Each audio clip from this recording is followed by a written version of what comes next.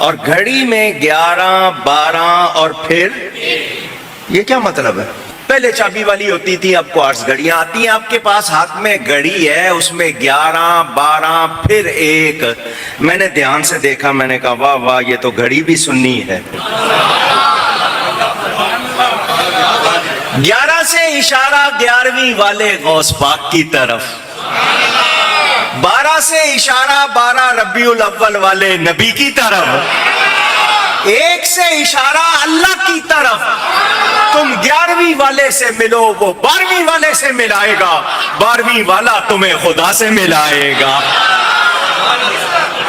بات پھر وہی ہے کہ سن سنا کے ٹنی، یعنی پتہ ہی نہیں ہے کہ قرآن پاک میں کیا لکھا ہوا ہے۔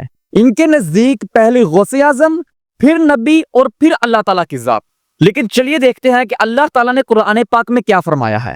سورۃ النساء آیت نمبر 59، یا ایھا الذین آمنوا اطیعوا اللہ و اطیعوا الرسول، یعنی پہلے اللہ کی ذات پھر اللہ کے رسول۔ غوث اعظم کہیں بھی نہیں ہے۔ پھر دوسری جگہ سورۃ آل عمران آیت نمبر 32، قل اطیعوا اللہ والرسول، یعنی پہلے اللہ پھر رسول۔ غوث اعظم یہاں بھی نہیں ہے۔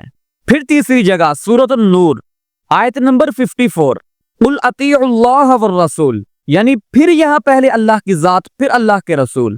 اور ان کے نزدیک گڑی بھی سننی ہے۔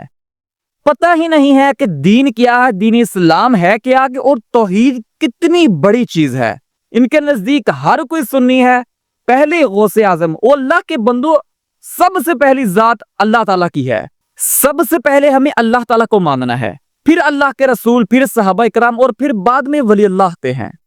اور ان بدبختوں کے نزدیک پہلے غوث اعظم، پتہ نہیں کون کون سے بابے، پھر اللہ کے نبی، اور پھر اللہ تعالیٰ کی ذات۔ اور اللہ تعالیٰ خود قرآن پاک میں فرسٹ میں اپنا نام لیتے ہیں، پھر اللہ کے رسول کا۔ اور یہاں ان کے نزدیک گڑی بھی سننی ہے۔